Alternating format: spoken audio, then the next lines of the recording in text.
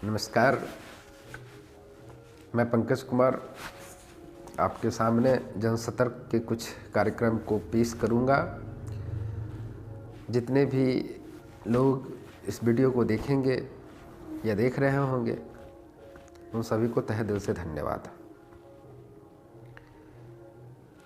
आज का ये जनसतर्क मैं पहला बना रहा हूँ। ये जनसतर्क मुख्यतः फार्मा बिजनेस पे आधारित है और फार्मा के भी कई सारे बिजनेस स्लैब हैं, बिजनेस फॉर्मेट हैं।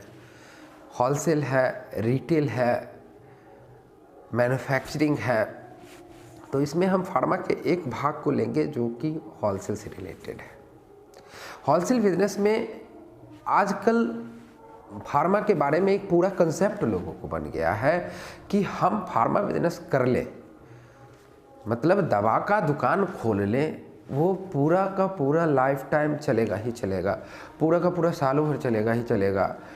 कोई भी दिन ऐसा नहीं होगा जिस दिन बिक्री नहीं होगा, क्योंकि लोग बीमार पड़ेंगे ही, दवा खाएंगे ही, और हमारा बिजनेस ताउम्र चलता रहे।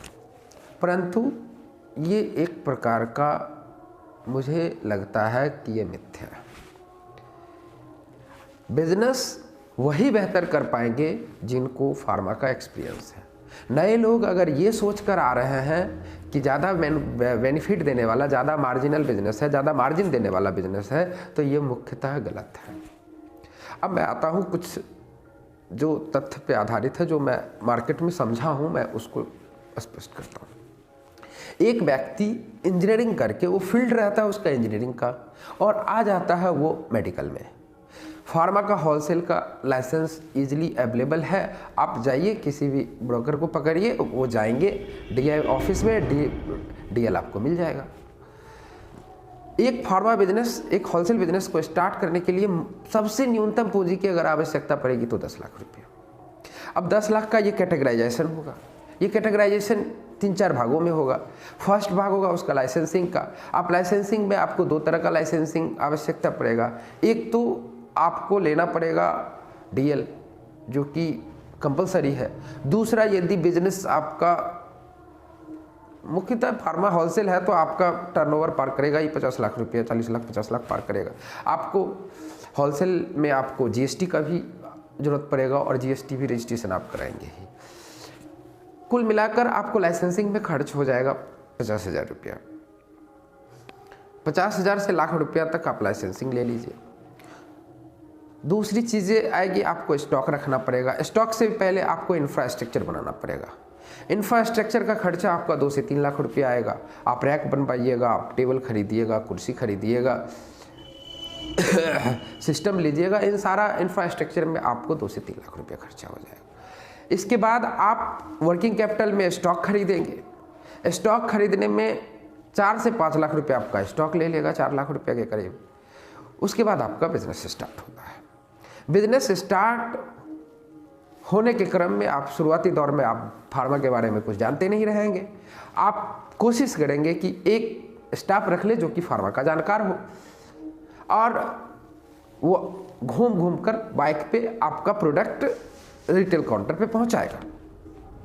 अब आप क्या करिएगा, कुर्सी पे बैठे रहिएगा। वो जैसा जैसा आपको मार्केट में घुमाएगा वैसे वैसे आप घूमिएगा। 50,000 लाख रुपया कैपिटल लेगा, मूलतः आपका 10 लाख ये पूरा हो जाता है। अब जब बिजनेस स्टार्ट हो जाता है, माल आपका जाने लगता है रिटेल काउंटर पे, तो रिटेल वाला भी आपसे कुछ उम्मीद करता है।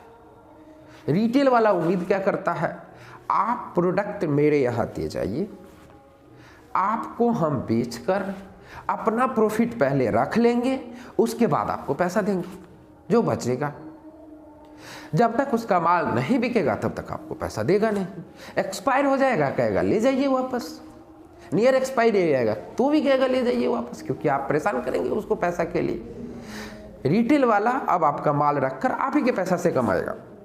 1 साल इसी तरह चलेगा। आपको शुरुआती फेज में तो कुछ नहीं लगेगा, क्योंकि आप नया नया कैपिटल लेके आए रहते हैं। कैपिटल आपका जो आया रहता है, या तो पिताजी का जमीन का बेचा हुआ पैसा होता है, या तो आपका पीएफ वगैरह का पैसा होता है। आपको पिताजी से लेने में तो कोई परेशानी हुई नहीं, बैंक से लेंगे तो परेशानी होगी। अपना कैपिटल है, सेल्फ कैपिटल है, पिताजी आपको दे दिए। अब जब 1 साल बीतेगा बिजनेस में, जैसे जैसे 1 साल बीतेगा, अब बिजनेस की परेशानी मूलतः आपके सामने आएगी। परेशानी क्या आएगी? स्टाफ का खर्चा आप जोड़िएगा, आप रेंट जोड़िएगा, आप इलेक्ट्रिसिटी बिल जोड़िएगा, आप छोटे मोटे बहुत सारे खर्चे जोड़ेंगे और कोशिश करेंगे कि जाने कि मेरा प्रॉफिट क्या हुआ। आप ये बातें सभी फार्मा वाले जानते हैं कि ये बिजनेस में, होलसेल बिजनेस में 4 से लेकर 6% से अलावा कोई मार्जिन नहीं कमाता, इससे ज़्यादा कोई मार्जिन जल्दी नहीं कमाता जो ब्रांडेड प्रोडक्ट बेचता है। अब जेनेरिक दवाओं की बात अलग है, उसमें तो कोई लिमिट ही नहीं है और जेनेरिक बेचने वाले बहुत कम मार्केट में रह पाते हैं। जितना जल्दी ऊपर उठते हैं उतना नीचे जल्दी गिर जाते हैं। साल के अंत में सब कुछ कैलकुलेशन करेंगे तो आपको पता चलेगा कि आपका जो प्रॉफिट था, जो आप 10 लाख रुपए लेके कैपिटल आए थे और उसमें ROI निकालेंगे, रिटर्न ऑफ इन्वेस्टमेंट निकालेंगे, तो जो कैपिटल आपका सर्कुलेट हुआ उसमें स्टॉक आपका आधा हो जाएगा, 2 लाख रुपया, और जो 5 लाख रुपए का स्टॉक था वो 2 लाख हो गया, और 2 लाख में भी आपका 1 से 1.5 लाख रुपया नियर एक्सपायरी होगा, नियर एक्सपायरी स्टॉक होगा। अब आप टेंशन में रहेंगे कि प्रोडक्ट निकालना है, किसी तरह उधार भी निकालना है। जो स्टाफ रखेंगे उसको 1,20,000 रुपया तो आप साल का दे चुके, बिजली बिल आपका 50,000 रुपया जा चुका है, आपका फ्यूल में खर्चा हो चुका है 60,000 रुपया, 50 से 60,000 रुपया। अब सब जोड़ते जोड़ते आप आएंगे तो मोटा मोटी आपके पास 3 से 4 लाख रुपया, जो 10 लाख का कैपिटल था वो बचा रहेगा। अब आप कोशिश करेंगे कि प्रोडक्ट मेल नहीं है, ये दुकान है पर मेल नहीं है, तो क्या करेंगे? मेल लाने के लिए आप एडिशनल कैपिटल फिर से कहीं से ले आएंगे और वो कैपिटल आपको और पजल क्रिएट करेगा। कहिएगा कैसे क्रिएट करेगा? हाँ करेगा, जरूर करेगा। ऐसे क्रिएट करेगा, दुकान में जो कैपिटल लगा हुआ रहेगा, रिटेल आपका पैसे से पैसा कमाएगा, रिटेल वाला आपका जो पैसा है उधर उधार, जिससे उधार लिए हैं वो इंटरेस्ट मांगेगा, आप 2 तरफा मार खाएंगे। आप सोचेंगे कहाँ से पैसा लाएं? दिक्कत ही दिक्कत भाइयों चलता रहेगा इस तरह से। साल 2 साल के बाद आप कोशिश करेंगे, क्या कोशिश करेंगे? बिजनेस से निकल जाए, वो भी नहीं हो पाएगा। बिजनेस में रहें तो कष्ट होगा कि पैसा हम एडिशनल कैपिटल लाए हैं, वो भी धीरे धीरे निकलता जा रहा है।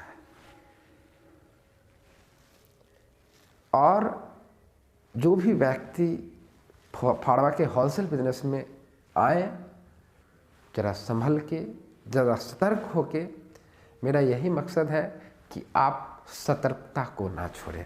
धन्यवाद।